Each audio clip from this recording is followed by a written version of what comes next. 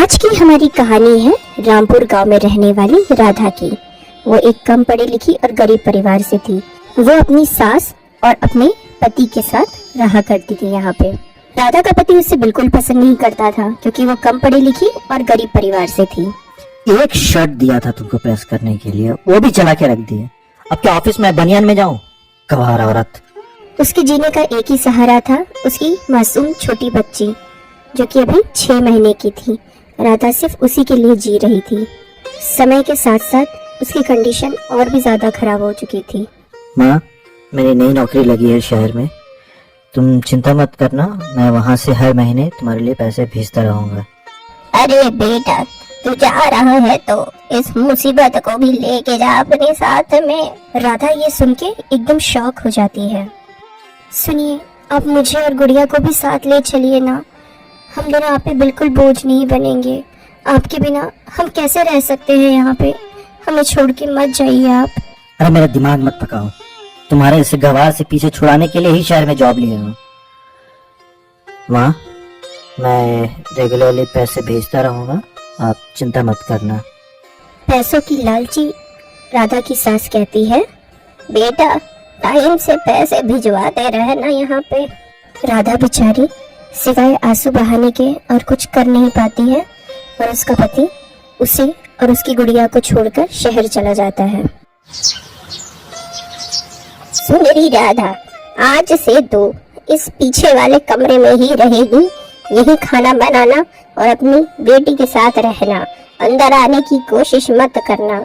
माँ जी, मैं यहाँ रह तो लूंगी, लेकिन अपना और गुड़िया का खर्चा और खाने पीने का सामान कहाँ से लाऊंगी?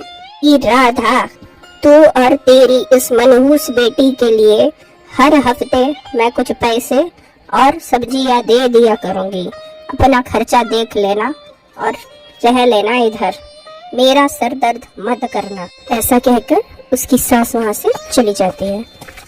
राधा सिर्फ देखती रह जाती है। मेरी प्यारी मासूम सी गुड़िया, अब हमारा क्या होगा? भगवान, हमारे साथ ऐसा क्यों किया आपने? कैसे कैसे दिन हमें देखने पड़ रहे हैं। एक दिन राधा की सहेली आती है। राधा, ओ राधा, कहाँ हो तुम? अरे रजनी, तुम यहाँ कैसे आई? दोनों की बातचीत आगे बढ़ती है और राधा अपने साथ हुई सारी बातें उसे बता देती है। राधा, मेरी बात सुनो, इस तरीके से रोती रहोगी तो तुम्हारा कुछ नहीं होने वाला है। जिंदगी में आगे बढ़ना हमें बहुत जरूरी है, समझी तुम मेरी बात? लेकिन रजनी, मैं कर ही क्या सकती हूँ? ना ही मुझे कोई काम आता है और ना ही मैं इतनी पढ़ी लिखी हूँ कि बाहर जाके नौकरी कर सकूँ। मुझे तो कुछ समझ नहीं आ रहा है।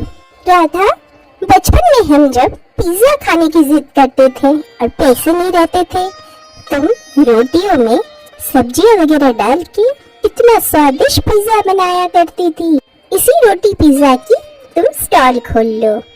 रोटी पिज्जा? लेकिन मेरे पास तो पैसा है ही नहीं इसके लिए। इसकी चिंता तुम मत करो, मेरे हस्बैंड का सुपरमार्केट है, उसके सामने तुम अपना स्टॉल लगाया करना और तुम्हें जो भी पैसों की मदद हो वो मैं तुम्हें दूंगी। जब तुम्हारे पास आ जाएंगे पैसे, मुझे लौटा देना। रजनी, तुम्हारा किन शब्दों में मैं धन्यवाद करूं, मुझे समझ ही नहीं आ रहा है। कुछ दिनों बाद ही राधा अपनी माँ को गांव से बुला लेती है।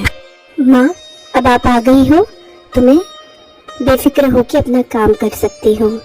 राधा बेटिया, मुझे माफ कर दो, मैंने तुम्हारी शादी ऐसे घर में करा दी। सोचा था तुम सुखी रहोगी, लेकिन तुम्हें कैसे कैसे दिन देखने पड़ रहे हैं मेरी बेटिया। माँ, आप अपने आप को मत कोसिए, आपने तो हमेशा मेरा भला चाहा है। जो होना था हो गया माँ, बस अब आप मुझ पे अपना आशीर्वाद बनाए रखिए। कुछ ही दिनों में राधा अपना स्टॉल लगा लेती है सुपरमार्केट के बाहर। बहन जी, एक रोटी पिज्जा दीजिएगा। जी भाई साहब, अभी लीजिए।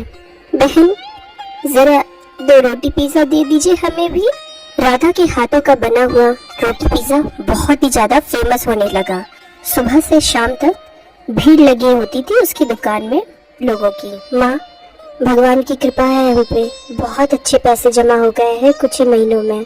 तभी उसे बाजू वाले घर से आवाजें आने लगती है किसी की चिल्लाने की।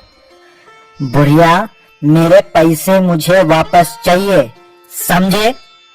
बेटा, मुझे थोड़ी मोहलत और दे दो, मेरे पास अभी कोई पैसे नहीं है। बहुत मोहलत दे चुका, पैसे दो वरना सारा सामान घर से बाहर फेंक दूंगा। तभी राधा वहां आती है। माँ जी, आप इतनी परेशान क्यों लग रही हैं? और ये जो आदमी आया था, ये किस पैसे की बात कर रहा था? कौन से पैसे चुकाने हैं इसके?